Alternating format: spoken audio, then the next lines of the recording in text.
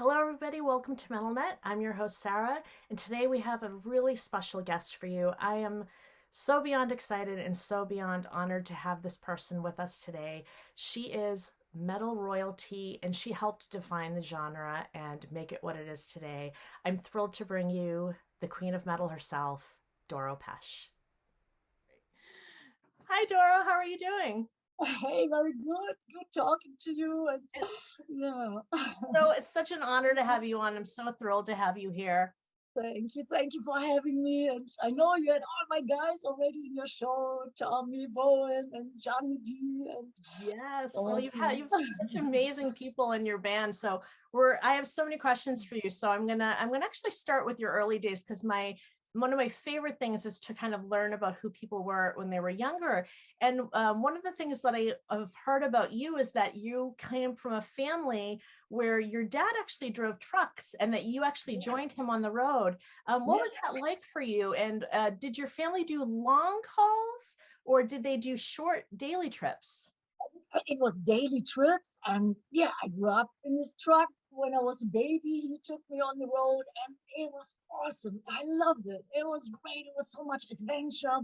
And it was definitely, hard work, like, blood and sweat and dirt. And he drove everything from steel and coal and then sometimes cosmetics. That was, and I was a little girl. I always got like these little things to try, and I still, have some of this, like these little things, like, what you try out, like, and yeah, and then I was always like trying to help. I liked physical work even when I was a little child.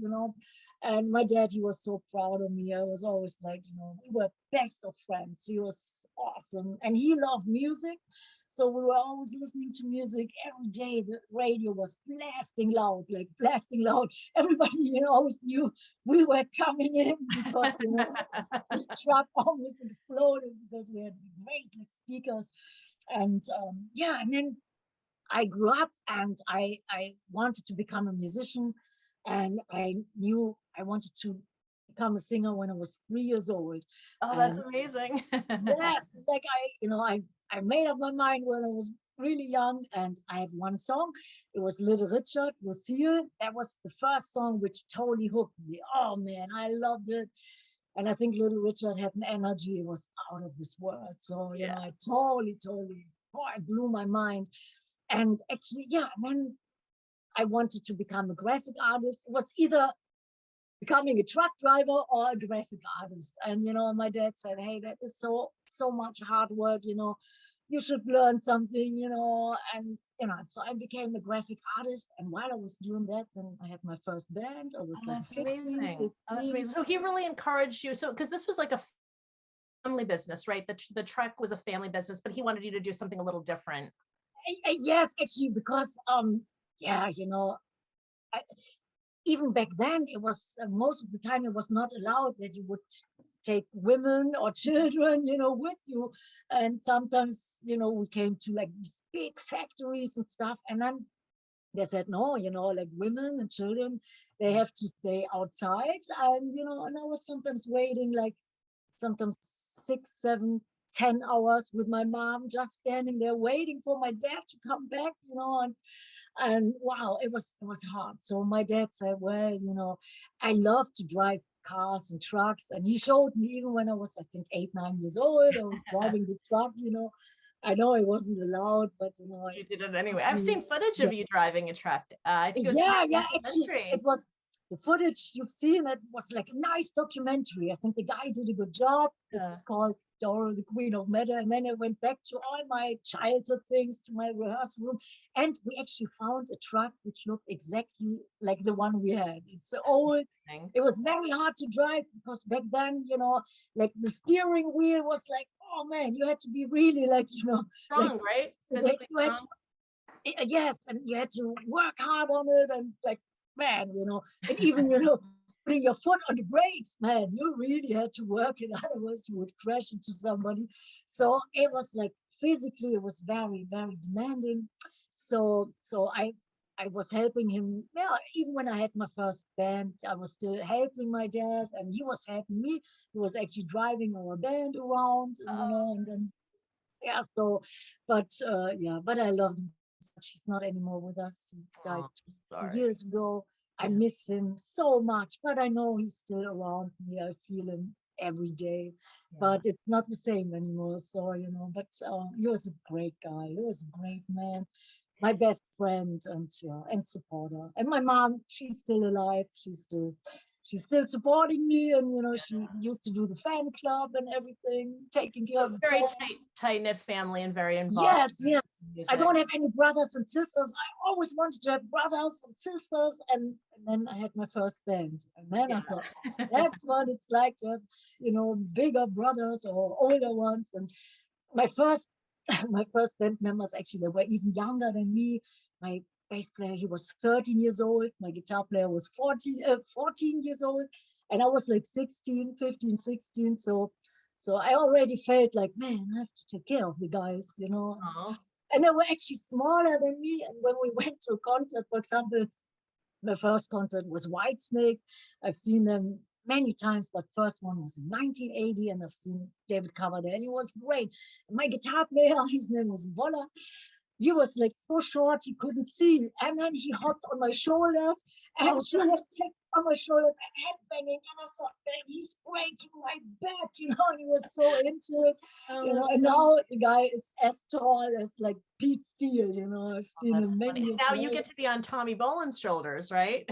Yes, yes, we want to do it. When we play, yeah, we soon play the M3 Festival and Orange Loop Festival in June in Atlantic City and M3 in Maryland. Yeah, we will definitely We'll do get it. to do We that again. used to do it in the 80s. It was always a lot of fun. And Tommy is, he's good. He worked out. He's like, just like, and I never had the feeling that he would drop me, even when I he was asked going him through about things. that. I said there Yeah. must have been real trust between the two of you, especially the first time that you got on his shoulders. There must have been like a real bond and trust for you to be able to get up there and just say, you know what, he's not going to, because he moves around like the Tasmanian devil.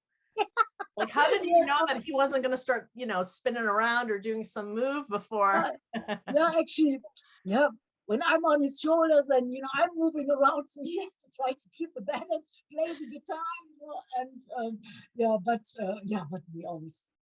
we will always do it as long when we don't have a drum riser, that's a little problem because Yes. I need to get up with the drum riser and then on his shoulders. Yeah. But he was so cool, and I knew with all my starts and the belts, I was probably always ripping out his hair while he was playing.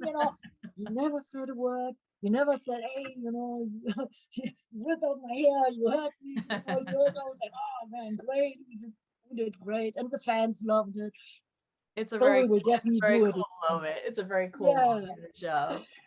show. Doro, during your childhood, I've heard that you went through something very hard, and that's you got very ill when you were young. What happened? What happened when you were younger?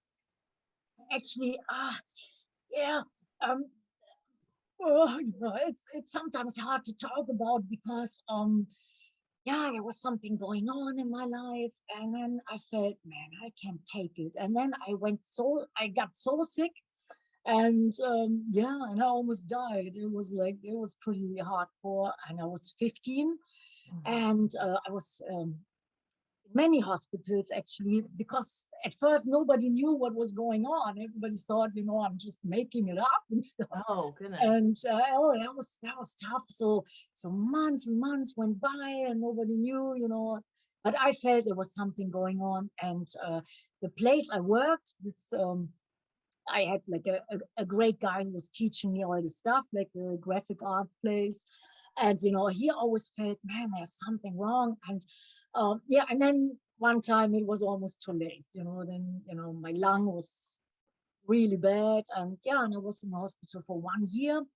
And I thought, if I would ever get alive, if I would ever get out there alive, I want to do something. And yeah, and then I got out there and I was totally recovered. And 2 weeks later, I had my first band. That's amazing. And So once you recovered, you were like, I'm just taking charge of my life. I'm going to do something positive, and yes, I'm going to yes. really And embrace life. I think so. And I think I probably had some, some heavenly support because Hmm. I don't even know how it worked, but I found great people. And even my first band, they were great guys. We had great songs, they're all on the internet, you can check out demos. And then my second band was Beast. And yeah, it was all like 1980, 81. And then I had another band, and then another band. And then 82, we formed Warlock. Yeah. And in 83, we had our first record out. It was called Burning the Witches. And I was just right time in the right place, when metal became huge, in Germany, it was actually, the scene was die hard, but very small. In England or Netherlands or Belgium, it was much bigger back then in the 80s. And that's the reason why we signed to a Belgian label that was called Mausoleum. And it was actually really funny, they had a great logo. There were 2 drops of blood on each M, like Mausoleum. And that's the reason why we signed. Oh, you thought they were cool. You were like, they're cool. They got the cool, like, they know what they're It doing. looks like metal, so it's cool. Yeah. I mean, like many bands, they have like their share, it's never as great as you think, and we had to pay for everything ourselves, and we never got paid, the typical Yeah. stuff. But it was the first album, so I'm forever grateful that they gave us a chance. And yeah, and then we got picked up by a phonogram. It was now Universal Polygram. Yeah. We did our second album, Hellbound, and that was the first time that we could tour like all over, like in Europe, and we played Nice. many times in England. Yeah. And I had like, even like great TV shows, and and the magazines were huge. Like it was one magazine which was very important, it was called Kerrang.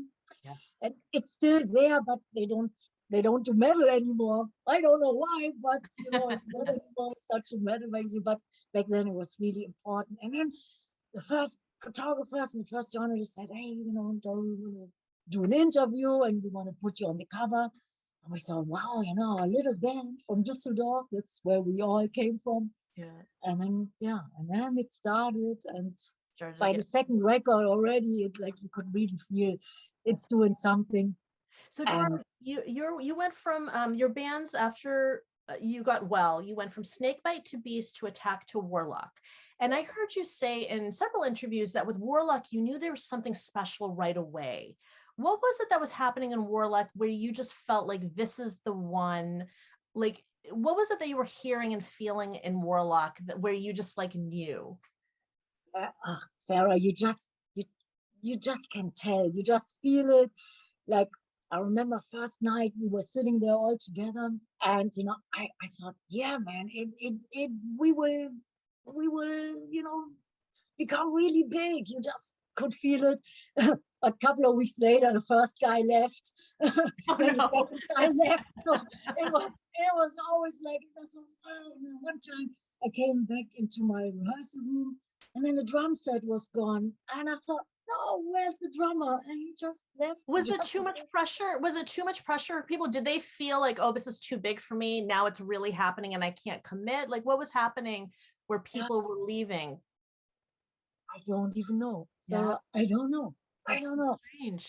I mean, Because you you were could like ready never. to do it. You were ready to take over the world and people were Yeah, leaving left and totally. right. And and I loved it so much. So I guess you have to give it your all. You have to be 150% committed and dedicated. And if somebody has doubts or thinks, oh, I want to spend time with my girlfriend, or I want to have a real job or whatever, I think it doesn't work. So I don't even know. It's One guy I know, and he was a great drummer. His name was Thomas. I had many, many Toms in my yes, you band. have. Six, Sometimes six, at the like same Tommy. time. What did you say? Sometimes at the same time because you had Tommy Bolin and Yeah, Tommy Hendrickson at the same yeah, time. Tommy Bowen, Tommy Hendrickson, who plays now in Alice Cooper, who's now the guitar player. Yeah. He used to be our bass player. Okay. Tommy Jude, yeah, Thomas Studia, that was my first bass player, and then Thomas Franke, and he was a great drummer. He was really great, and yeah, and we had uh, really heavy rules. Every day rehearsal, you had to be every day on time, and still I was working, sometimes for me it was hard to be there on time, and and then we had like $50 if you would be late for 10 Oh, minutes. you find And you find each yeah, other? yeah. And oh man, that was tough. And you would get the looks, and people would like, like in a bad mood. And but so one time, we were rehearsing, and then the drummer was really fantastic. He said, "Hey guys, I just have to tell you something." We thought, "Okay, what is it?" And he said, "Well, my parents, they want me to go with them. We do 2 weeks vacation." Hmm. And we said, "Thomas, no way, man. You can't leave. You have to rehearse. We have to rehearse every day." And he said, "Well, it's the last vacation with my parents and they really want me to." And we said, "No, you can't. You absolutely can't. It's either the band or your parents." So he said, "Okay, good. I stay." And then he changed his mind. He said, Oh, "Well, I'm so sorry. I have to go." So he was going wherever, usually when you're from Germany, you go to Spain or to Austria or whatever. So he was gone, and we started rehearsing without the drummer, and that didn't work good. We were kind of frustrated because without drums, it's it was not the same. And our guitar player, Peter was his name, he had a friend. His name was Michael, and he was really young, really young. He was younger than us.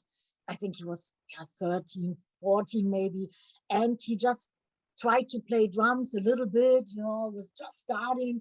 And he was a punk, he had like this punk thing, the spikes and all. And it was really nice. But, and he said, "Well, I can fill in, while Thomas is gone, I can fill in." And we said, "No, no, no, yeah, you're a kid. Yeah, no." So, we said, "No, we rather play without the drums." So every day, he said, "Well, I could play, I could fill in." And then after 1.5 weeks, we said, "It's no fun at all without the drum." We said, "Okay, Mikey, go behind the drum set, just do it." Then he was in the band, and the That's other guy great. was out. He came back, all like, like suntan and, and refreshed, and I said, "You're gone." And Michael was in the band, and yeah, and then he became a metalhead too, and his hair was growing, and yeah, Yeah. and that was in our lineup. But in the beginning, it was like, yeah, it was, I don't know, yeah, and Trying to get people to stay. yeah, and you never know. And it was actually not about becoming big or becoming successful. It was definitely pure fun, and doing it. And yeah, and then we got the first gigs, and then we got some great, like, yeah, 86, we got the tour with Judas Priest, which was my favorite band. Nice. Oh my God. And in England, it was a Wasp. Yeah. And yeah, and then I could go to America. But there was one big thing before, which was leading up to the Judas Priest tour. We played the legendary Monsters of Rock festivals. They were like the biggest festivals in the world. In '86, and headliner was Ozzy Osbourne, the Scorpions, and Motorhead, and Def Leppard, and I think Bon Jovi. It was their first appearance in Europe, and it was in England, Castle Donington, and we did pretty good. I think the fans loved it. They were headbanging like crazy. 80,000 metalheads, like totally going Was that the ballistic. first time you ever played a crowd that big? Was that the Yes, first time? yeah, Yeah. yeah. And we had no idea, I thought it's like, a small festival, maybe a few thousand fans. And then, So nobody warned you, you just went and you just showed up and you just learned that it was gonna be a huge show. yes, yeah.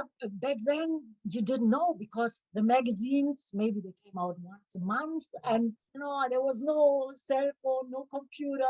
You had no way to really find out. So that was a big surprise, big adventure, and I was really nervous. And then backstage, there were all these bands, running around, and then I saw Lemmy, and Lemmy said, "Hey, you're going on stage soon." I said, "Yes." I said, "Are you nervous?" I said, "Oh man, yeah, oh man." And then he gave me a little kiss on my head. He said, Mm. "Ain't too good." And, he gave me a hug, and I felt like $1 million. And then we did a killer show. Yeah, and then we got the tour with Judas Priest and Wasp, and then I could go to America, which was always my dream to go to America. Oh, And you first had to prove yourself in England, especially because England record company, the agencies, everybody was like, yeah, they had actually, they had so much power, you know. If they would say, okay, you know, we give you a chance, that's cool. And if they would say, no, it's not worth it, then that was it. So this festival, Monsters of Rock, that was it It for was us. And a big then I moment went for to you. America for 3 days. And Yeah, after 2 days, I thought, yeah, that's I'm amazing. gonna stay. It was New York and all, you know. And I have so many questions for you about that period of time because so much happened for you when you came to New York and that. But before we get there, I have a couple more questions about the early days and how you got your sound for Warlock and your voice. Warlock and Doro even have a very distinct sound. In those early days, I feel like you had to make a choice between punk and metal. What made you make that choice? How did you make that choice for yourself and for the band? And then how did you develop the early Warlock sound? We just did it. We just played. We just, you know, I was just singing like, you know, I always, yeah, I always sang like, you know, Like, with a was this lot of, your sound, Dora? Was it just you just started singing what came from your heart and your soul, and yeah, this yeah, was yeah. the style? Was not like premeditated. We just did. Everybody, you know, did what they could, and you know, and yeah, and then we had great songs, and we thought that's normal. We never played cover songs ever. Mhm. My first cover song was actually, I put it on the '89 album Force Majeure. It was A Wider Shade of Pale, which I think came out great. Mhm. And yeah, Gary Brooker, he just died. He came to the studio, listened to it, and that was my first cover version. But in the '80s, we never covered anybody. It was all original songs. I think they were really good. So it was like we were So just you doing it. just did Yeah. what came out. And how about songwriting process? How did you write songs back then when you started? And is it what you do now? Actually, it's different now because back then nobody really could speak English. And when I was writing the lyrics, you know, I had like a thought in my mind or a story or something I wanted to write about. But you know, then I went, you know, like I had to have a little dictionary, and you know, I checked it out, like you know, and sometimes it came out. So it's like Google Translator, you know, Right. it's like all totally mixed up. So did you But write them in did you write the idea in your head in German and then you tried to translate it with dictionaries? yes, kind of like half and half, you know. And yeah, and then now it's totally different because now I always have like the melody and the lyrics first. Usually it's the chorus. I think the chorus is the most important thing.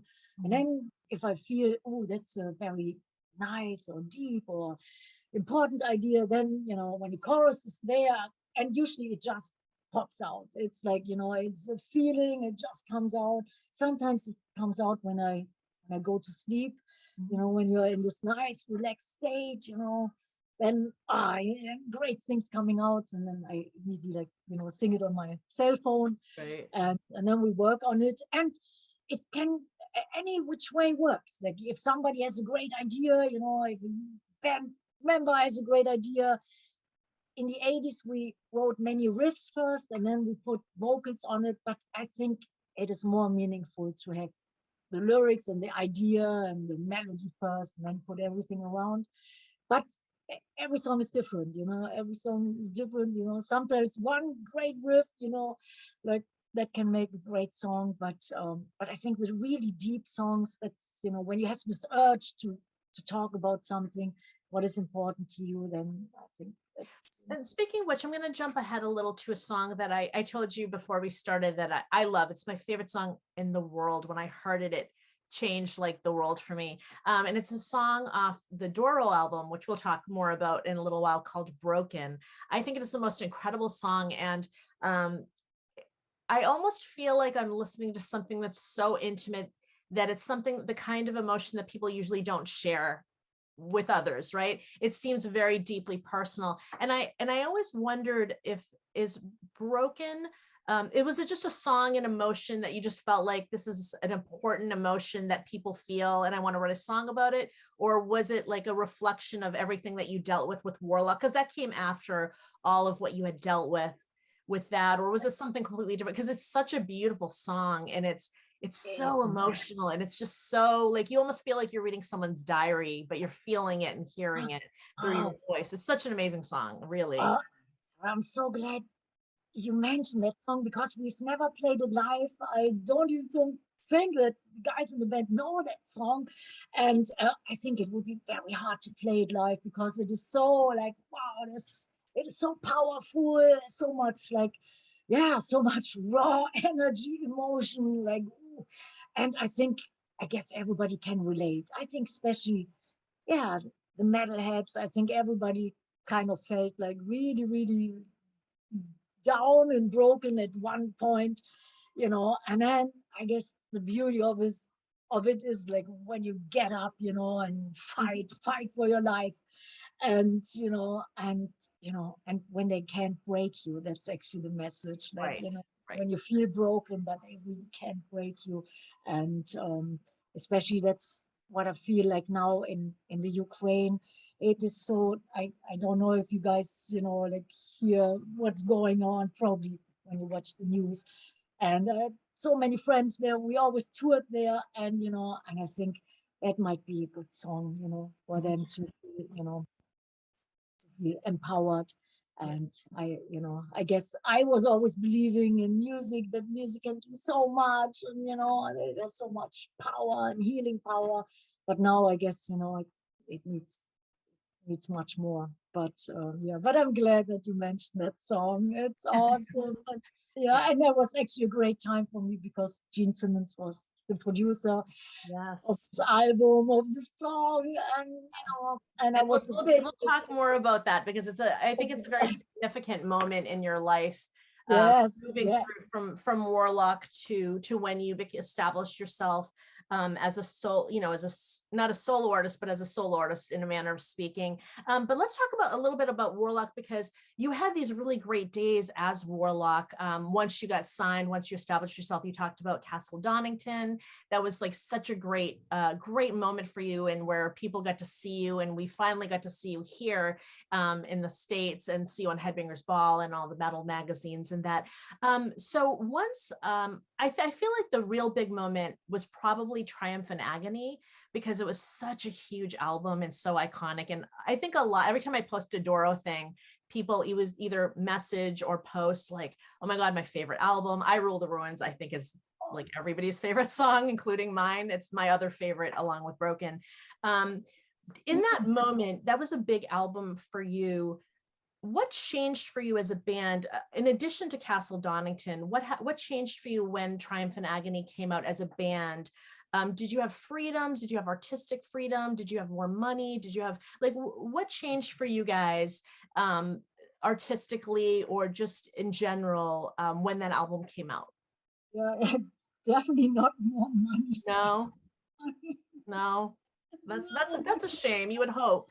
Shame, but when you're a band, especially a younger band, you always think, wow, you know, you've made it, you got a great big record deal, Mhm. and you don't know that they put everything, like that you are in so much debt, like millions, like when you do the recording and promotion tour and maybe buy on to a great tour videos, which were like sinfully expensive in the 80s. Great, I love doing it, but we had no idea, that it's yeah, you don't get paid, you have to pay it all back. So Right. um but the thing was, yeah, first album was Burning the Witches, then second album Hellbound, and third album was called True as Steel. And it was in 1986. It was before the Judas Priest tour. And actually, suddenly everybody felt so much pressure. The record company was, like, they wanted to have a hit and more radio friendly and, and more commercial, which for a heavy metal band, that word commercial, that's not in your book, Right. and it's terrible. So actually, the demos of the True Steel album were great, were really heavy. I think we always considered our band like between Judas Priest and Metallica, something like this. And they wanted to do it like more like, uh, more commercial, more radio friendly. So the mix came out like so, tame and polished. I still love that album, but not the sound. And so everybody was like upset, and and the whole guys in the band, everyone was like, like wow, like yeah, getting really, really, frustrated, and you had no chance. Like it was like, record company, management, agency, booker, everybody was putting so much pressure on the band that it wasn't so much fun anymore. It Mhm. started really with fun and like, Right. and then it became like really like a heavy business and a shark business, totally. Um, yeah, and then I had this chance to go to America to do a little promotion tour for the True Steel album. And I felt, wow, in America, and especially my first time was actually in New York. I thought, wow, man, I feel so free. I feel so good. I feel so empowered. I love the people there. I love the mentality. And I always had that feeling that I would love America. But when I finally was there, it was so overwhelming. It was 10,000 times better than I could have even imagined. So I was there and I found a new manager. He was the American manager. He was from Switzerland. Alex Grove was his name. And he was a psychologist as well. And he could speak both, like English and German. He's American. He was an American citizen, but he was from Switzerland, so we could talk perfectly. And yeah, and then he said, okay, Doro, you should like, check out the metal scene and the record stores, which were great back then, 24 hours open, and I love record stores. So he said, I have this guy, he's a cool guy. His name is Joey Ballon, and he's a young musician, and maybe you guys should meet, and he can show you around, show you all the clubs. So I met Joey Ballon, and he was from New York, very, very nice, and went, to see all the record stores, clubs, and all. And and Joey, he said, "So you want to see some more?" And I said, "Yeah, but how about we do jam a little bit?" So we went to his place and we did a little jam session. And I told him about all my experiences, about like my first promotion tour. It was Hungary actually. It was my first promotion tour in a foreign country, and we had like our Burning the Witches vinyl records in our trunk in our car, and then we came to the border, and the guys at the border they took it all away, Oh and no. we thought, oh, okay, and it was, and I told him all about it and stuff. He said, oh, that's interesting. So to make a long story short, we wrote our first song and it was East Meets West. Oh wow. West is going to be a hell of a mess. And we recorded it on our little Walkmans. And, next day I went to my manager.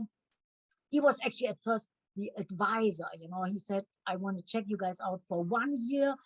And then I'll make my decision if it's worth it to manage the band, put my time and energy into you guys. So I went to Alex and I said, hey, the clubs were great, records, there was unbelievable. And I said, I think we wrote a killer song. And it was East Meets West. I played it for him.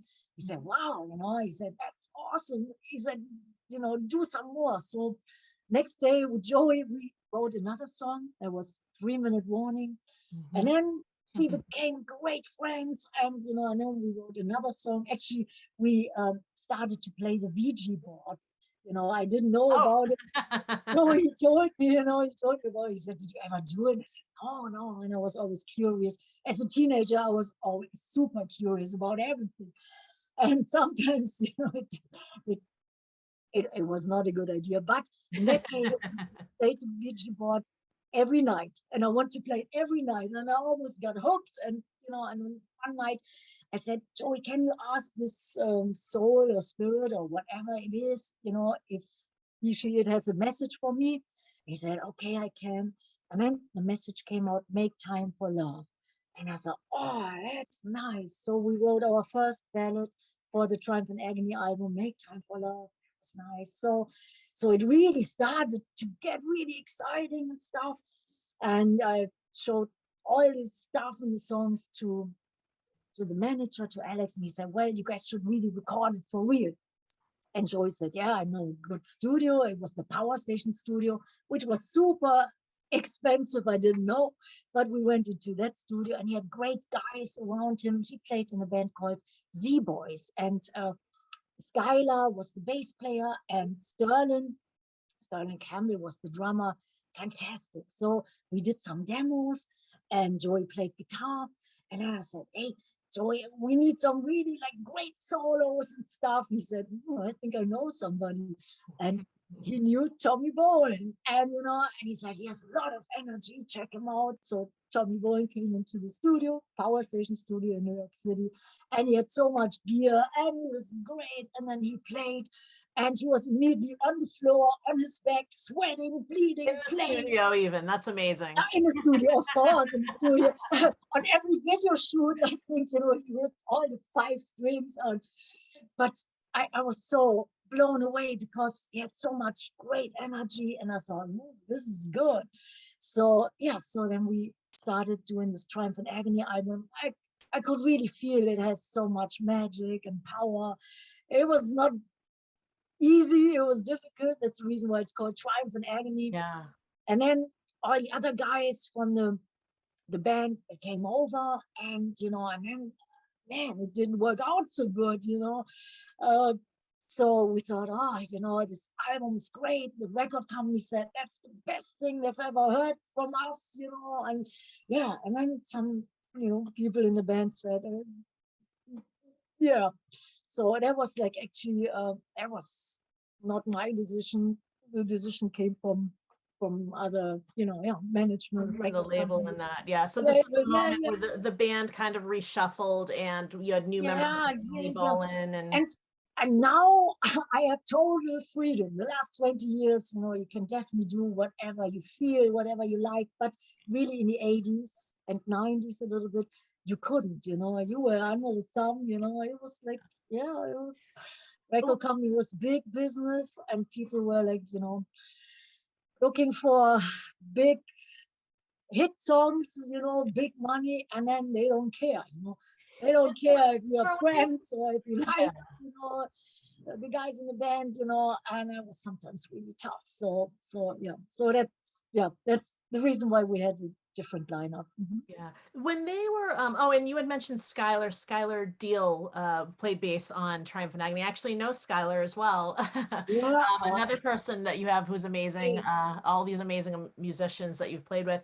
Um And Cozy Powell, he played and drums on Cozy. the Okay. Agony album on some songs, and legendary drummer, and like a sweetest person too. And it was like, wow, that was the first time that I could really feel like, man, it's like, wow, that Lineup. feels like big time. Again. You get to feel the magic again. Dora, when back in those days, I feel like I hear this from a lot of musicians when they were, saying, okay, you need to record, here's a great studio. It sounds like nobody from the label has ever talked to the musicians and said, by the way, it's going to cost this much. Would you No, prefer to go to this other studio that costs less? no, actually, no, no, they never, you know, no, no, Yeah, that wasn't a conversation. They just at the end they said, and by the way, you owe us this much money. by the way, yeah, years later, I couldn't find out. Even like I didn't even know. Sometimes they would invite us, like for dinner, most expensive restaurant, millions of people, like record company and everybody and friends and big parties, and then you have to pay for it. So It's that not. was coming out of your tab, not Of theirs.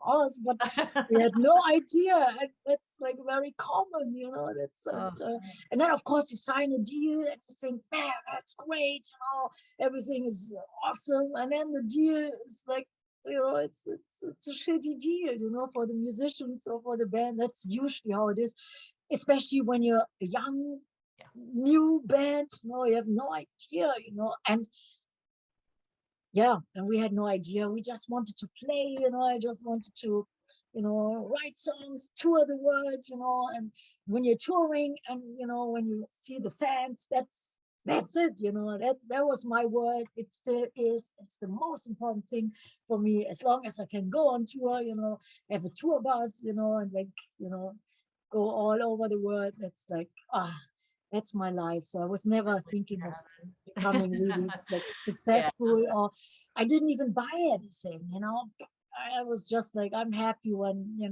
I can see the fans. And when I got money, then I was always putting it back into the production, to have a bigger stage, to have more pyrotechnics, to celebrate all these anniversary shows. We always made big anniversary shows, big. And yeah, so that's how it worked. And But it would but have the been nice fans, for you that's my to really. know, to be able to do the budgeting back then so you can make those choices so that you would know what's happening with the money, right? It sounds like they were really abusing the money and you weren't really, it sounds like you guys weren't really making your own choices. You were just spending the money and No. then in the end. Oh, and then that's the thing, yeah. When you have a manager who, who's like a little shady, then you know what Yes, and we have that story coming too.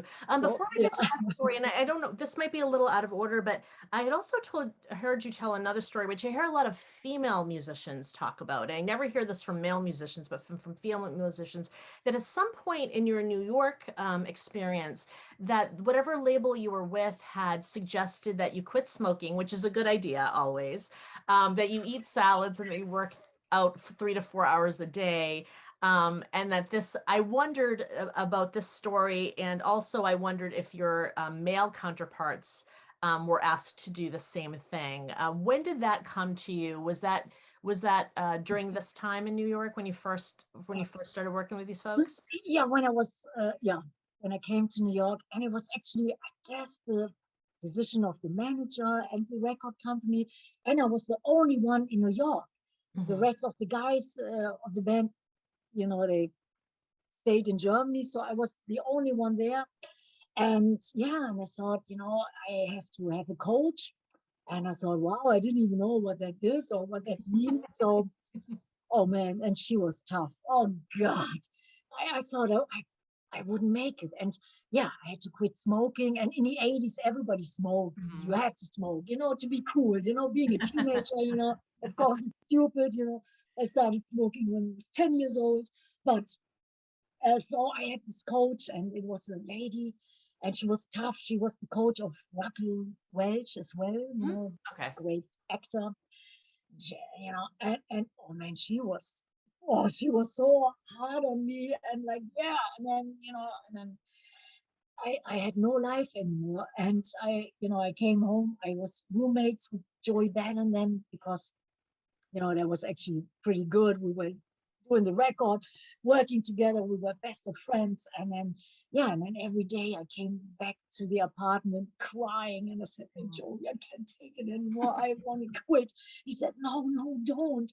And I thought, yeah, I can't quit, because then I'm back. I'm going back to Germany, and that's it.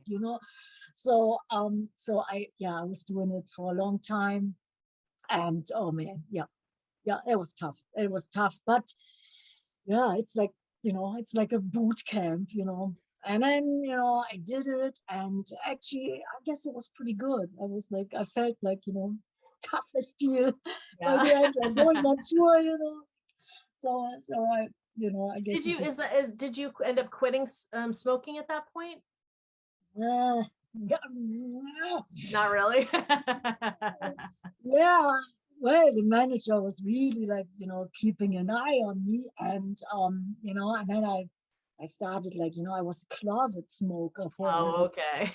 But but the road crew and everybody, they had to report to the manager. So, Oh and then no, they snitched she's on you. smoking, and then everybody, like no. But I guess some people, they probably blushed. No, no, she's not smoking. And so yes, I was smoking, but then after a little while, I quit. And yeah, and I'm glad. Yeah, I mean Glad that I was probably the best. Yes, of course. And Yeah. but I loved Nicer it. when you can make that decision for yourself though and not be forced. Exactly. When other people put pressure on you, that's when you don't want to do it. Right. It definitely has to come from you. And yeah, and it was like giving up a cool thing. I guess now nobody can imagine that anymore. It's really so stupid. It hurts I you. mean, we used to have But ashtrays in our cars, used to have ashtrays in every room. yeah, It was so so you know different. what I'm talking. I do. Yeah, It was so different yeah, in the 80s yes, and the yes. 90s. And when you're 12 years old, you want to be cool. Sometimes I had like two cigarettes in one hand. So it was like, yeah. And so many photos. Like, I know when we did a photo session, in the early warlock days, everybody had to have a cigarette. You know, on every photo, it's like, you know, and in every interview, you know, it was like, yeah, it was the thing to do. But I never drank. I never took drugs, Mhm. but smoking was pretty cool. But yeah, but not anymore. You know, sometimes you know when the fans see old photos, they say, "Oh, you know, that's disgusting." And I thought, he was sexy. I always thought I was sexy, but not anymore. Times changed, you know. Yeah, And they really do. Well, unfortunately, even though you made all this great music and you had these wonderful musicians alongside you and these great songs, you had somebody in your camp that wasn't so great, and took your name from you. And so I know a ah, lot of people know the story, but I would definitely love for you to share the story. yeah, yeah. I make it quick. I make it quick. Yes, so maybe your And blood won't boil when you tell it, but uh, yeah, actually, yeah, he was a friend of ours. I really liked him a lot, and he was the manager. Back in the 80s, you didn't even really know what a manager is doing, you know. And so he was a friend of ours, and we did all kinds of stuff and all. And I, because I was a graphic artist, I made the nice logo, and then another guy, you know, a friend of ours, he was painting the warlock.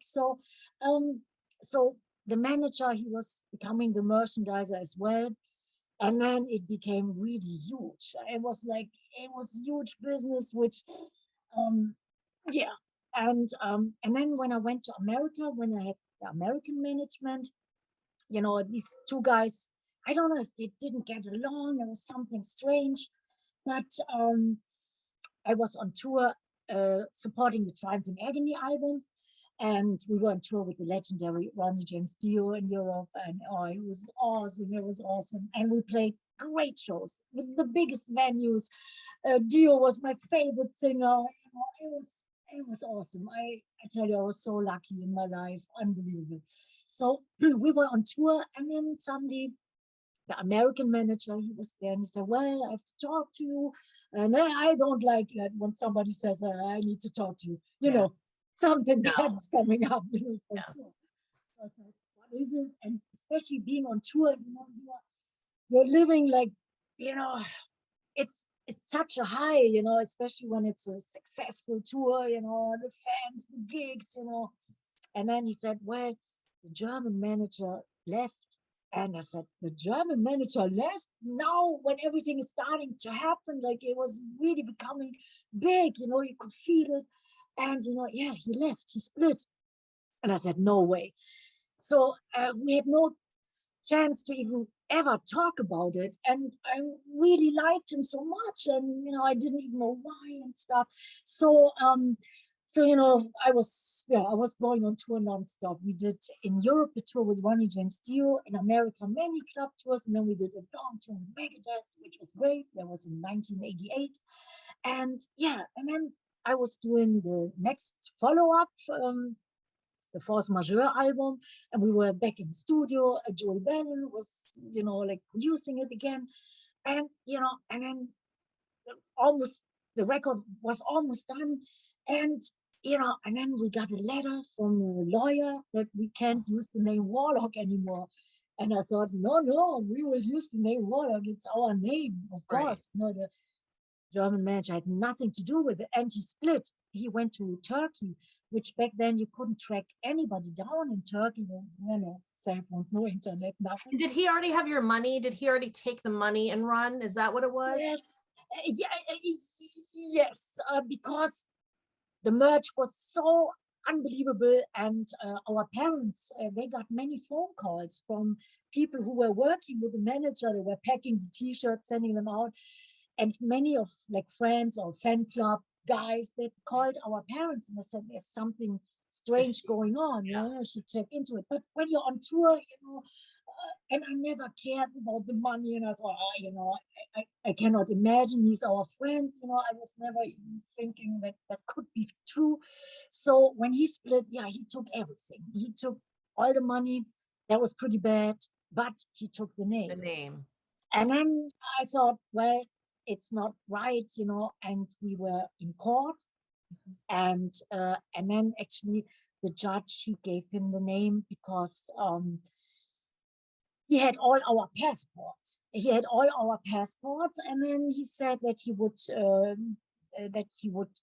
claim that the name Warlock is in all our names, like the guys in the band and me. And then in the end, it was just himself. He just put the name under his name, like when you do like the trademark. Okay, so he just did the paperwork so that it was under his name. He was basically Yeah. sneaky about it. Yes. And then I told the judge that, he stole the name from us, and I started totally freaking out, like screaming on top of my lungs. And then they removed me from the courtroom and the name was gone. Mm-hmm. And I thought, wow, that's like, the justice system. I can't believe it. I always thought, like, when you're right, you're right. But yeah, and then it 20 years later, I got the rights to the name back. And one time, a journalist called me from a Dutch magazine, Art Shock magazine. And that was a big metal magazine, it still is. And the head of the Art Shock magazine, he called me one time. He said, "Hey, Doro, I just want to tell you, your manager, he got poisoned. He is dead." And I thought, really? Goodness. And I thought, oh, man. So, yeah. So I don't know if it's true. I just heard it from the It's just sort journalist. of a rumor, but Yeah. But I was really sad that we would never even, have the chance to sit down and talk about it, right. and, and yeah, that was bad. But yeah, he claimed the name for himself because he wanted to sell the merch, the t-shirt. Right. So And I have a that couple was, questions, Doro. First of all, when did that manager join you? Was he there from the very beginning or did he come later on? yes, he came later on. He came later on. Okay. Later So on, he yeah. couldn't even pretend that he had any sort of claim, like he had been with you from day one. He had no claim like that. He just came on, he saw that you guys were making a lot of money and he was sneaky, basically. Yeah, at first it was not about the money. I think he was really like, like he was driving the truck. I was sometimes driving the truck when we went to do some concerts and gigs. It was really like, it was kind of a friend as well. But later on, I guess when I was a little tiny bit of success, I think sometimes really people can lose their mind. Yeah. And it's like, the other thing I don't understand is, yeah, he got a bunch of money, obviously, which it's terrible, and he inconvenienced you and broke your trust. But I mean, if you guys aren't going to play the Warlock music, he can only sell so many more t-shirts. Like it's going to stop at some point, right? I mean, yes, right. it's life hard, but maybe he didn't anticipate that you were going to do what you did and then, take the fans with you. Maybe he didn't realize that was going to happen. But to me, he just seemed like a fool because really the Warlock train ended and the Doro land started. Yeah.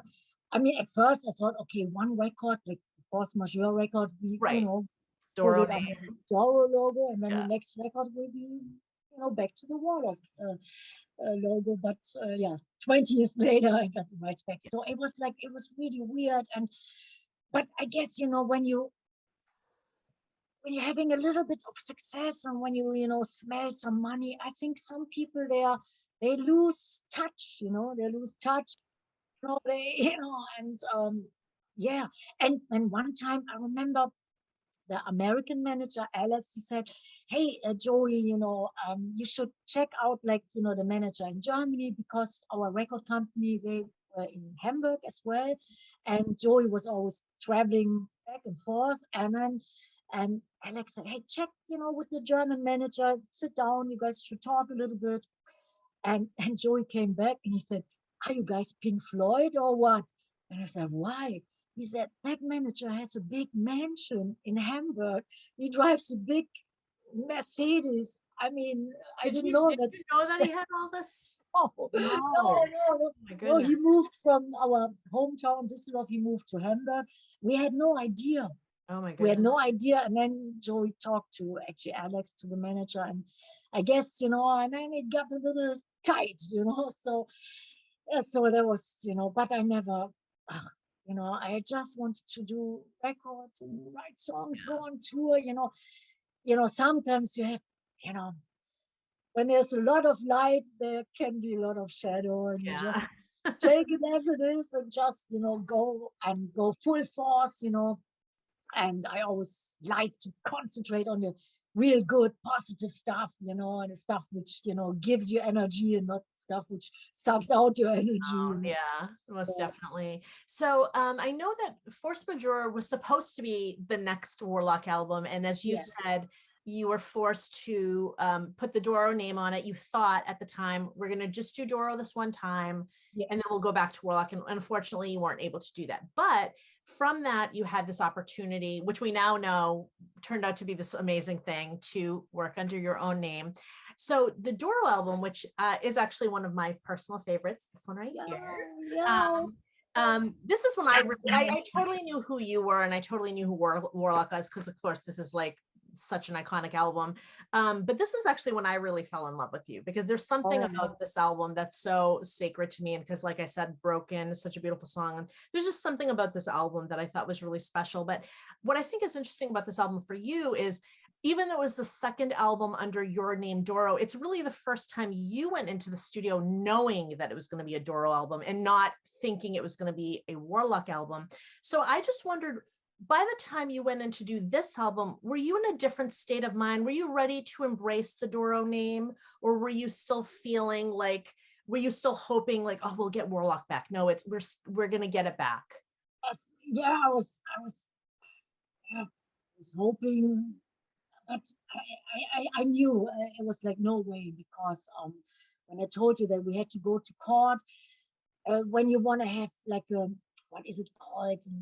When you want to have a second, File like a, yeah, you have to put so much money on the table, which back then we didn't have any money to even, to fight for that again. Like, it's like, I think the justice system is so messed up. It's not and this is right. in Germany. Were you fighting this battle in Germany? Yeah, yeah, yeah, Okay. yeah, yeah, yeah. But yeah, I So it think was out of the question for you to even it keep was out playing. of the question. And then I thought, I want to move on. And yeah, and then in '89, somebody called me, a promoter of the Monsters of Rock Festival. And the guy said, hey, we know that you're a big Kiss fan and stuff. And I said, yes, how do you know? He said, well, we read it in the magazines or in the interviews. And he said, well, have Kiss playing at our festival, Monsters of Rock Festival in '89, '88, '89. And he said, would you like to introduce Kiss on stage? And I thought, oh man. So I flew back. I was in LA at that time. Then I flew back to Germany and I introduced Kiss. And it was great. It was again like, 80,000 people going crazy. And that was the first time that I met Kiss and Gene Simmons and Eric Carr and Paul Stanley. And it was so, man, I was so like, wow, in heaven. It was unbelievable, growing up with Kiss, and then, then getting to meet them was awesome. And Gene was always very nice. Yeah. And then I went back to New York. I was living in Manhattan, and I told my manager Alex. I said, "Hey, I would love to do something, maybe together with Kiss, or maybe cover a Kiss song or do something." And he said, "Well, drop that idea. It's impossible. There's other stuff to do." And it's just thinking. It's just an idea. So, that's impossible. And I said, "Well, it's just thinking." And so a few weeks later, the phone rang early in the morning. I'm not an early morning person, I'm working all night, and so early in the morning the phone rang, and Alex said, "Well, get up, get out of bed, meet me here, 57th Street in New York City, in front of the Parker Meridian Hotel." And Parker Meridian Hotel was the first hotel I've stayed when I came to New York, so I knew it well, and it was like the most important place. All the bands, they stayed there back then. And yeah, and then I hopped out of bed, went into a taxi, and then I met my manager outside. And I said, so who is it? I was all excited, and I thought maybe some friends from Germany or fans or something. And he said, Gene Simmons. And I said, you must be kidding. Gene Simmons? And he didn't warn you or like get you No, so you could prepare yourself mentally? no. And you're a woman, sometimes you like to be prepared. Yeah, I would be so excited, but I want to be prepared for that. Exactly, but I wasn't. And then, and Alex said, well, we can't let him wait, And I said, oh man, I can't. And, my knees were shaking and I was going 3 times around the block. It's a big block. And then after 3 times, Alex said, okay, are you ready now? And I said, yes. And then we walked into the lobby and Gene Simmons was sitting there. He was super, super nice, super friendly. And he said, hey, Doro, I heard you want to do an album and what you like and sound and stuff. And then I told him all kinds of things. And the really interesting thing was that he was totally like focusing and listening. And I thought that is so amazing that somebody really takes the time and listens and asks questions and stuff. I was really not used to it. And I thought, wow, I can't believe it. And he wrote everything down. He had a little book, he had beautiful handwriting, and I'm I'm big on handwriting. So, and and I thought, wow, man, that looks nice. And he wrote everything down, all my ideas or thoughts. And he said, yeah, he said, you know what, we can try it. If nothing comes out of it, doesn't matter. Nobody would know. We just we see what's going on, what's coming out. So we started working on a new album and it worked out great. We started in New York City and then we recorded it in LA in the Fortress studio where Kiss recorded Hot in the Shade. And it was a great engineer. Pat Reagan was his name. It was awesome and really nice guy. And Tommy Thayer, he was doing all the guitars, co-producing, and great people played on this album. Kevin Valentine was on drums and oh God, the House of Lords guys, he played bass and Chuck. And oh God, there's so many great people, so many great people. And it was so awesome because everybody wanted to, hear like about Gene's stories, they all partying and stuff. And I remember one time the guy from Poison, he came by and he just bought a new bike, and he was showing off. It was Was it a important. Brad Michaels or a Ricky Rocket or the singer? No, no, no, Drummer? no, no. The guitarist? CC Yes, DeVille? yes, yes, DeVille. yes. It was him.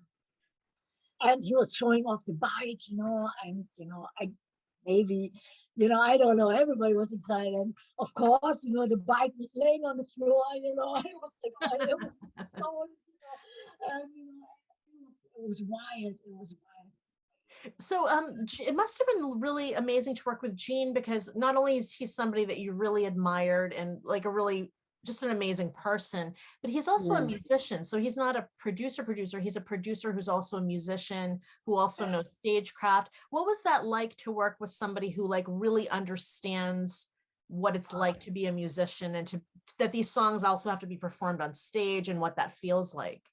Uh, Actually, for me, when you're a fan of somebody, I could never get over it. It Oh, was really? always every day I was driving, into the studio and I thought, wow, man, Gene Simmons is there again. It was like so, it was awesome. And sometimes it really made me nervous, and Gene, he was very, very, yeah, he was always very concentrating and, very intelligent. And then he said, okay, Doro, look right into my eyes when you sing. There was like the studio and then the room where I was recording. And he said, come close, to the window and then, straight in my eyes and then sing. And I said, no, I can't sing. I can't look at your eyes and then sing. It's like, and he said, why? And I said, well, I guess you don't understand. It's like, it's a little bit overwhelming. You make me nervous. He said, why do I make you just make me nervous? And then I said, okay, what Tommy in here, should he record some vocals? And I said, yes. So Tommy came in, and he recorded my vocals. And I always have to be by myself, like, turn around, be in my own little world, and then go full force, and Yeah, and I can look at anybody when I sing, when I do my vocals in the studio. It's like, Oh, on stage it's a different thing, but in the right. studio. And yeah, but it was awesome, and it was so great. He was such a great producer, and it was such a joy every day. And he was really taking care of things. I would have never imagined. I'll give you a little example. I told the story before, but it's one of my favorite experiences. There was one song, and it was a song Gene wrote, which I loved. All the songs you know, I sang many, many songs he wrote, like Only You and Mirage and Something Wicked This Way Comes and some other great stuff. So it was this one song, Mirage, and the mix didn't come out. I was like, somehow it didn't feel finished or good yet. And I was a little stressed out. And then he said, "Oh, you know what? You go back into your hotel, relax, and just wait. And I said, "Really?" I said, "What will you do?" He said, "Oh, just, wait." So I drove back to my hotel. And then 7 o'clock in the morning, the reception called me and said, "There was a gentleman here, tall, with black hair, and he gave you a little letter." And it was a DAT cassette. We Mhm. recorded everything on DAT back then. And then I listened to it, and it was unbelievable. So Gene spent all night doing a beautiful mix. Like, it was gorgeous. And I thought, wow, man, Gene, someone's sitting there in the studio working so hard, to get things right. And I thought, wow, and I love that song. It's so cool too. It's like, like, It's a beautiful song. I mean, I think all of the songs on this album are really beautiful. yeah, and every It's such a song is special album. special. Totally, no, totally. And yeah, and Unholy Love too. Oh, I love that. That was actually the first single, the first video. And I wanted to call this album Unholy Love. But then the manager and the record company said, "No, just call it Doro." I said, "I'm going to call it Unholy Love." But then it came on, it was just Doro. And I said, "Okay." So I sometimes, think that Doro works. I think it yeah, works. I think good, it good, good. defined, I think it's, even though it was the second one with your name on it, I think it really defined, like, I'm here, this is Mhm. happening, and Yeah, that's I'm owning my future, and you did. So I think it yeah. worked. Mhm. Yeah, when you feel like that, Yeah. it's really good because I was always wondering. I thought, Yeah, oh, it was, yeah, definitely a very special, it's a beautiful album, and it's definitely a special album for me. yeah. um but yeah, I'm so glad you say that. yeah, I really have such love for Thank it. you. And I love all of your covers. Actually, let me just take a minute to talk about that. All of the covers you've done, I love them all. And obviously, these are the two albums. But I feel like there are two styles that you tend to go for. One are these beautiful painting styles that are very like magical, right? They evoke these beautiful worlds. And then the other tends to be more like beautiful photography. Ah, They tend to that be was a bit actually, more like classic and simple, especially this one. This one's, I think, more different yes. than some of the. Oh, that's a great photographer. His name was Philip Dixon. Mhm. And I was always like, checking out like these magazines like Cosmopolitan or Vogue. There was always one photo session which blew my mind. And it was always this guy, Philip Dixon. Okay. So the manager tracked him down, and we had actually dinner. And then Philip said, "No, I'm just doing fashion and all." And I said, "Well, we're a heavy metal band." He said, "I never did music, had no idea about heavy metal." So, but he said, "Yeah, we can try it." And then we did this photo session in Zuma Beach, Mhm. and wow, and it came out, and It's wow, it was stunning. totally Stunning. different. And I Yeah. thought, wow, it's so different. And but I love it. I think it always depends on the album. Sometimes I use photos like, this one was the last one. I thought that was a killer shot Yeah, because this one. it Yeah, was this. like, yeah, exactly. It's like vinyl edition. I thought that sums it up for this album. And Yeah. when it's more metal, and I think, like a painting is better. Like, for example, this was the Fear No Oh, Evil, that's so cool. all of this in the background. So I always feel it out, what kind of record it will be. One time we did an album with orchestra, which I think sounds great, especially the song "I Will Ruins." with the orchestra size, so nice, or film. So I thought, yeah, a painting wouldn't be right. So I had like a really nice classic black and white photo. I think very sexy, but like, very like, yeah, classy. So it always depends on the style of the album. And yeah, I see you have it there. You have it there. It's like, that's the trumpet Yes. album, the Love. live album. It even has little cassettes on it. I got the cassette one, yeah, because and Doro, I had this originally on cassette, so I had to get the cassette like CD set one, and that's how I listened to it forever. And I have, of course, the patch. I was very excited about the patch. I was actually most excited about the patch, and I'm gonna do a jacket. And I bought other band patches to go with this patch. Yes. So we're gonna do a jacket, and then the buttons. I love that you do this. I was super excited. I actually even showed these when I interviewed Johnny D, because I was just like, let's just do show and tell. And then actually, let me share another thing. This is from the other set. I love that you did a perfume. Yes. From this set right here. Yeah. This is from the Magic set. And then there's I called it, I think I called it the wrong thing when I was interviewing Johnny. I called it a headscarf, but it's really just it's a scarf. It could be used a lot of different ways. Scarf. Yeah, it's a scarf. Very cool, and it has your logo on it, and of course there's music too, but I think I got more there's music for this stuff. But I love that you do this, because I am like a lot of metalheads. I'm a collector, and I love when nobody does this for us anymore. And I know it's difficult. I get why people don't do it, but I love that you do this for us. Because these are the little sky perfumes. Yeah. So now you have them in the skull bottles. Yeah, and I had the one that came in the box. Yeah, with your picture on it. Actually, it has more perfume in it. Like this one is pretty small. Like after 20 times it's empty. But I filled them all myself, and I wanted to have something for the limited edition. Yeah. And and I thought, yeah, I will do it myself. And I'm wearing it today. You're wearing cool. And I thought, yeah, I do it like over the weekend, no problem. Then going on tour. And it took me weeks and weeks to fill these little bottles. Yeah. It took so long. I thought, oh man. But I always put more stuff in, like this. I guess I don't even know how much it fits in, but I always put like in fill it as much as you can. Yes, as much as you can. What inspired this scent? Like, is this, to me, this is a very classic. It's more of a classic scent, like from when we were younger. It's a little bit different. More of a, tell me if you think I'm wrong. I would describe it as more of a classic musk, but sweet.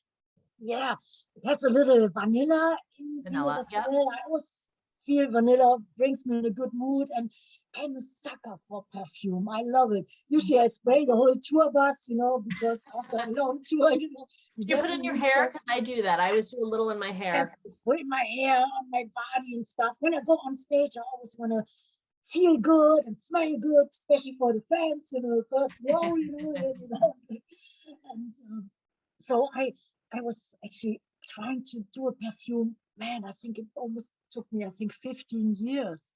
Oh, wow. So you've been ideas 15 years for a while. Yes, for a while. And then I checked out like all the smells, all the people who would work with us, and and since it's not like a big thing, you can find it in like Sephora or something. Right. That would be great, but yeah. You need to it's like on a smaller scale. But the guy I did it with, he was awesome, and and so, and I don't know how many hundreds or maybe thousands of perfumes I smelled, and then the combination, and then I mixed it myself. I was mixing it. I think I started in the 90s. I was always mixing stuff day and night, and I had some friends, staying over, and then they woke up in the morning and said, "Are you still mixing the perfumes?" And I said, "Yes." So, and then one drop, too much of one thing, and everything is ruined. Completely alters it. Yeah. It's the same like doing a mix, it's the same like being in the studio, where I'm very like, the nuance is very important to me. It drives people crazy, but I know in the end, it stays forever.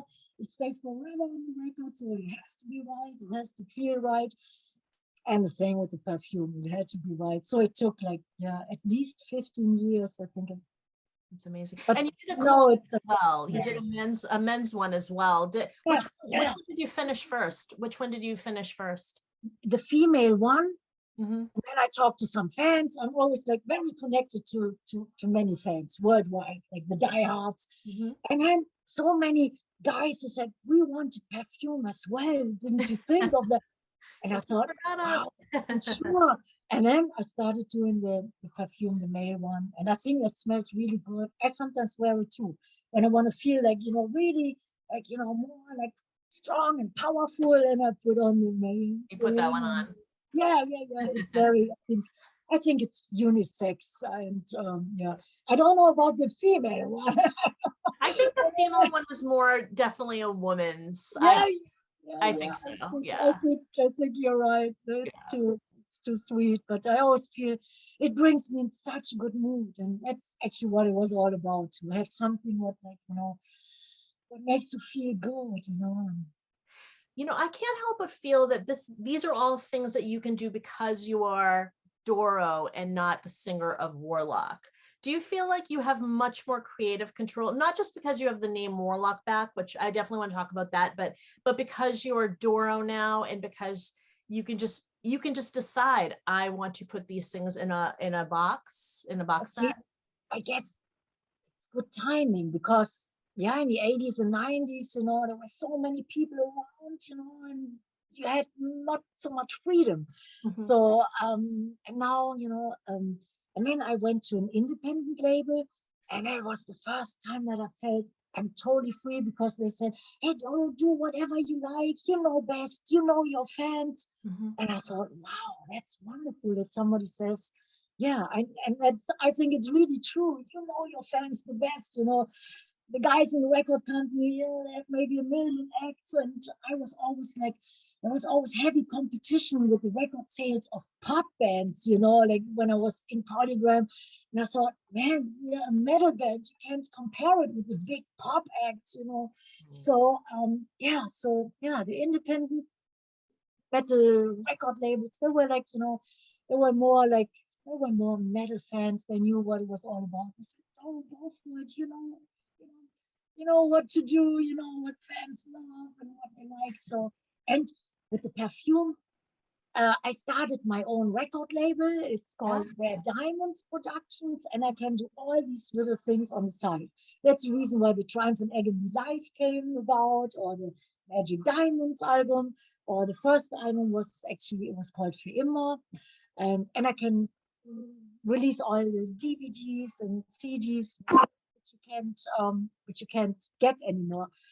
So Doro, you, I feel like you're able to do so many of these things because you're under your own name, you're with a smaller label. When you got the Warlock name back, in addition to being able to use the name and probably like a lot of the artwork in that, what else, was there anything else you were able to do that you weren't able to do before you got the name back legally, like artistically, legally, or in any other way? Was there anything that you were limited to doing before that you can do now? Actually, I must say, I told you that we went from a major label to an independent label. Actually, for me, that was great because, and it wasn't a smaller label. It was like great. It was more perfect for metal and rock. And they were like having distribution all over the world, which sometimes the real big major label, they would only concentrate on certain countries.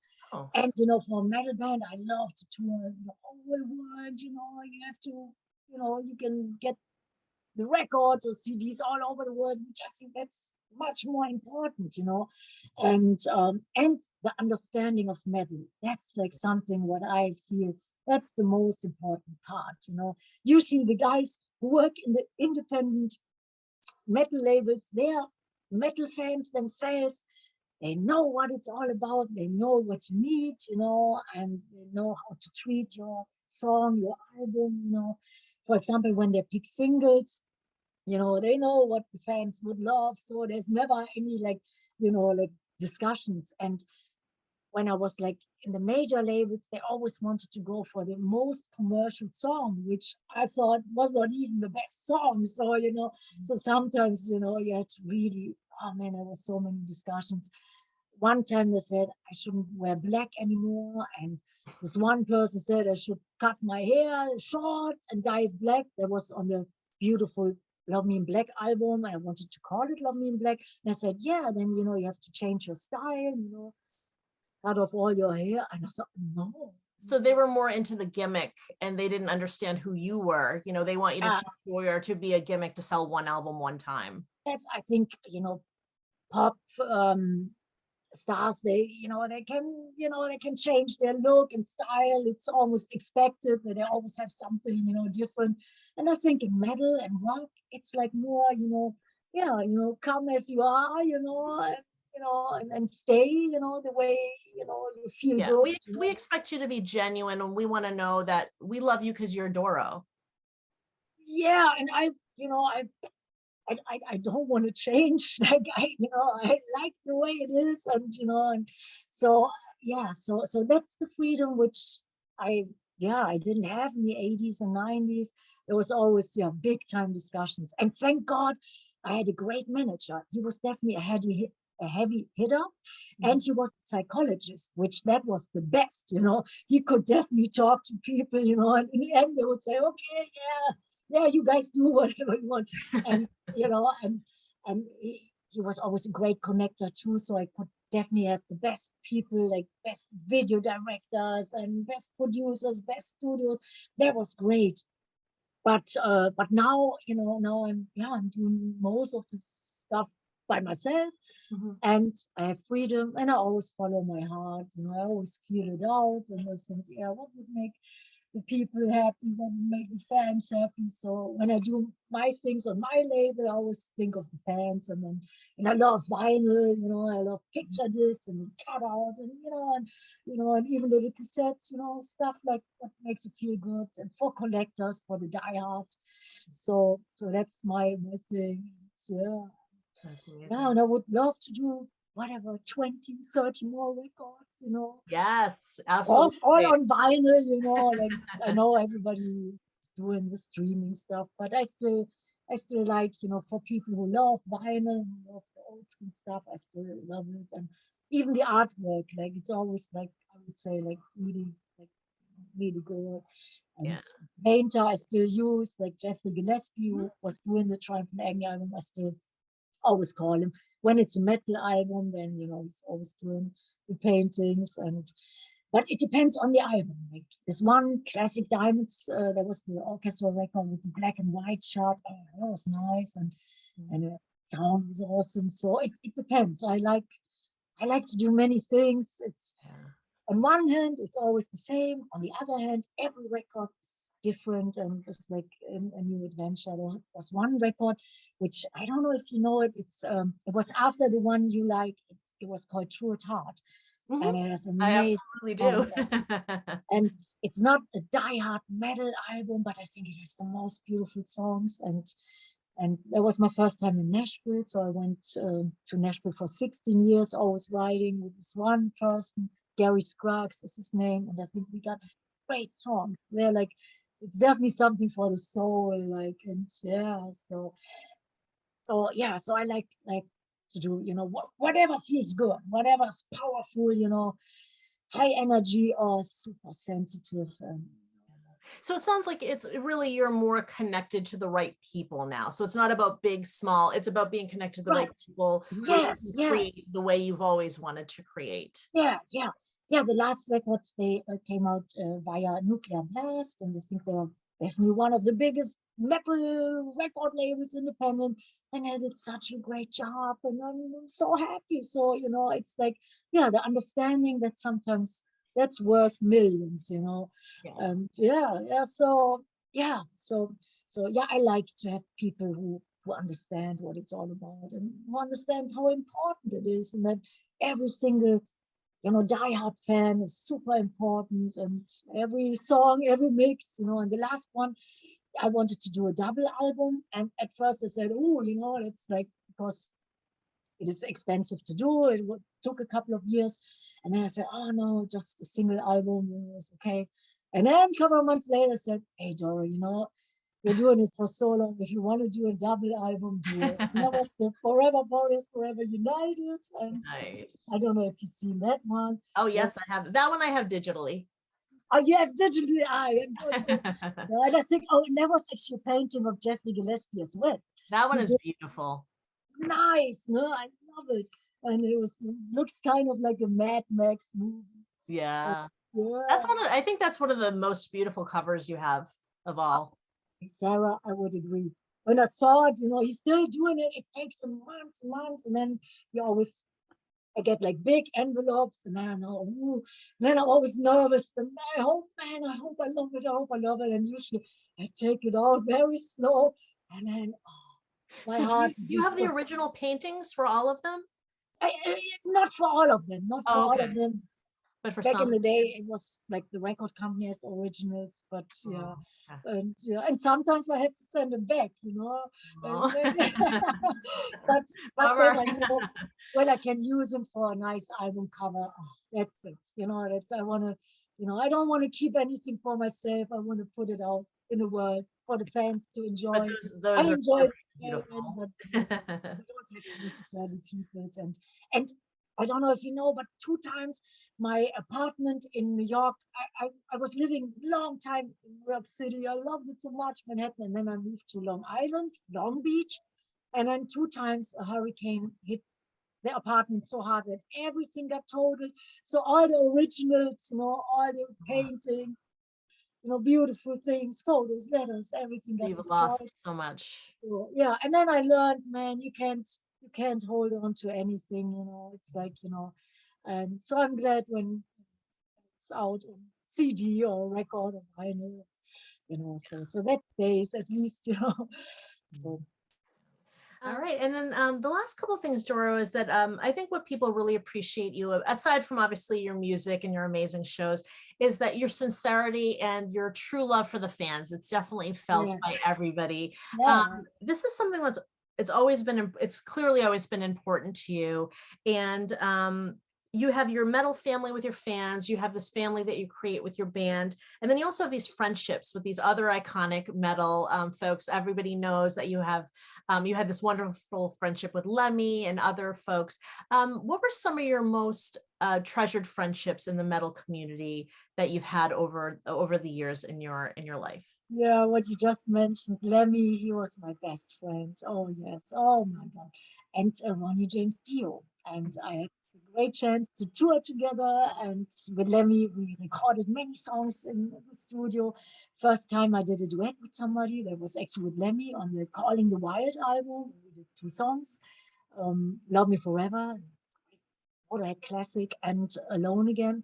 Lemmy wrote it on his acoustic guitar. I think he's never played the song before to anybody because it was so different and it was so wow, it was so emotional. And he played great acoustic guitar. I thought, wow, yeah, I didn't know that. So we did 2 songs, and then the last song we recorded was for the Raise Your Fist album, and it was called It Still Hurts.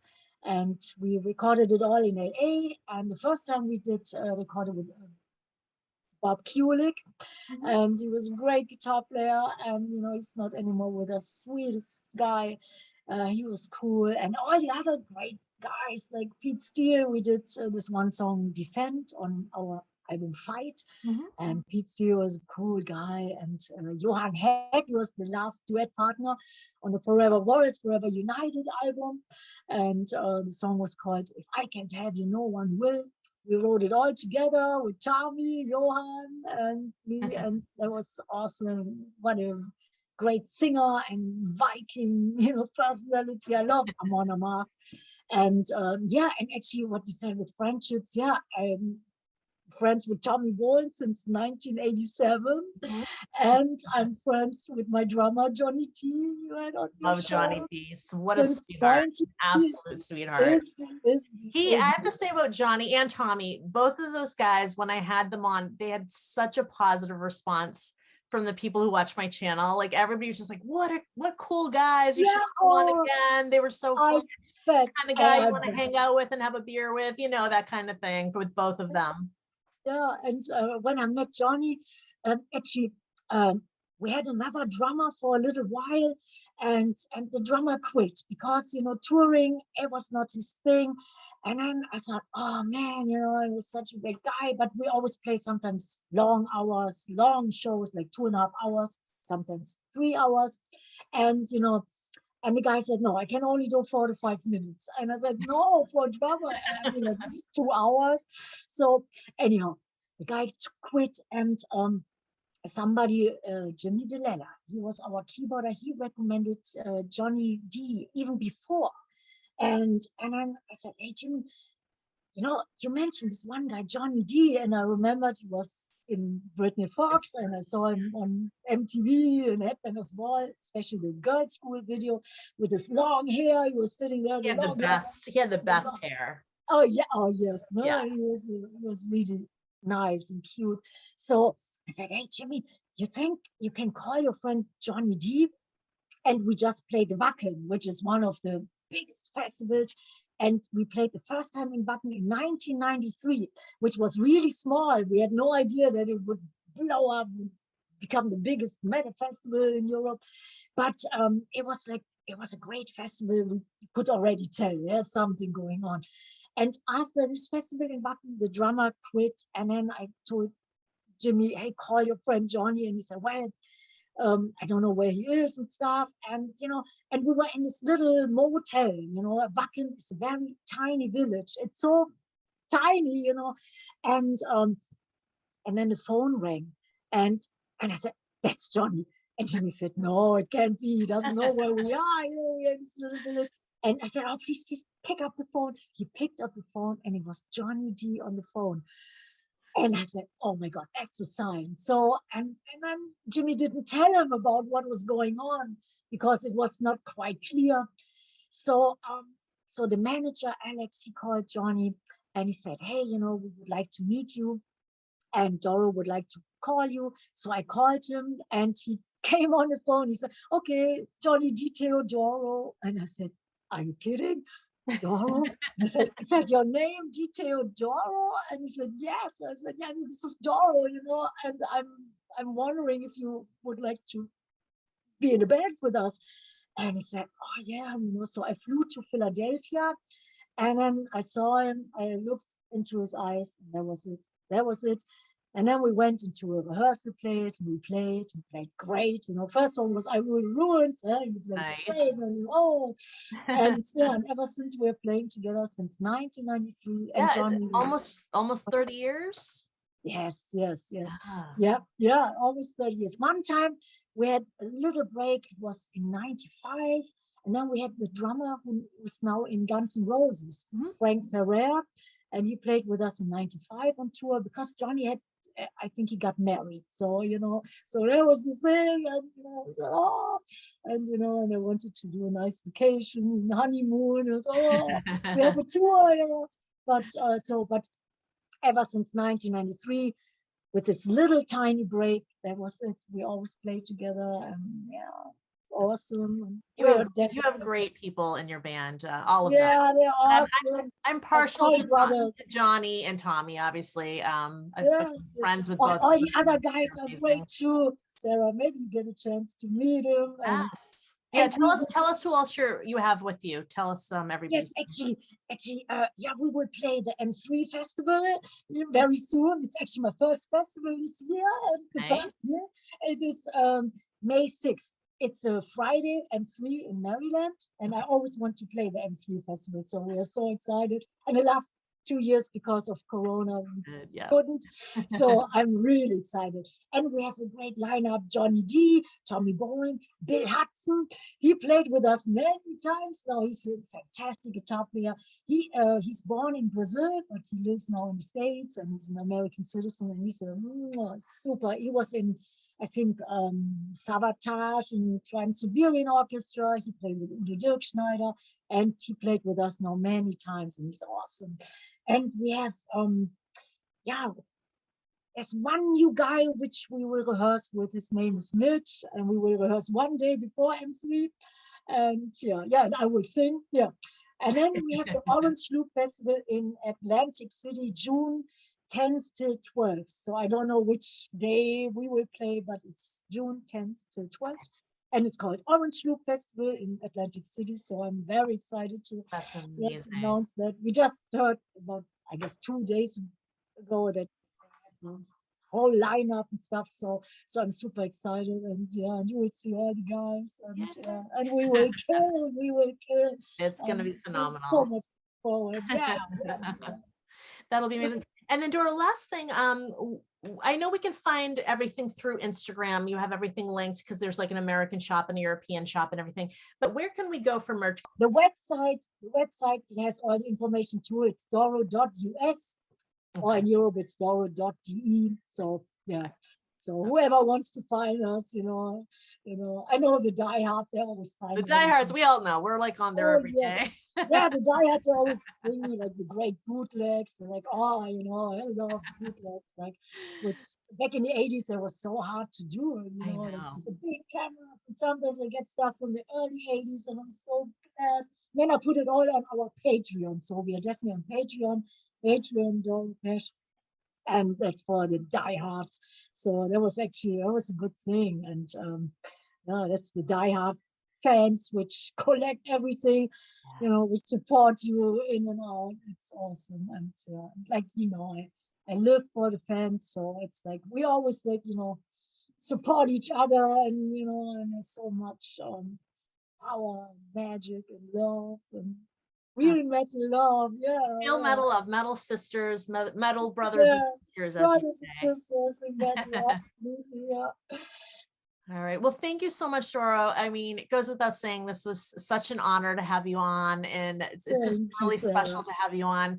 You're such an important part of this community, and your love is felt, and your music is amazing, and I can't wait to see you. Oh, thank you so much. Can't wait to see you. Thank you so much for having me. It was so much fun, and it was, I'm so much looking forward to see the fans in the US again live. Yes. Now it's all starting again. Oh, we are dying to play live again. So, Definitely. And you are welcome back anytime. So please come back again. Thank you so much, Sarah. You are great. Keep it up. Stay metal, and we will support you, and thank you for supporting the metal community, all the metal bands. Thank you so much for joining me for today's episode of MetalNet Conversations. It was an absolute thrill to have Doro with us today. I want to make sure that you remember to subscribe to this channel, make sure that you like this video, make sure you leave a beautiful comment for me and Doro, and also please share this channel and this interview with all of your metal friends. I'll see you again next week with another amazing guest.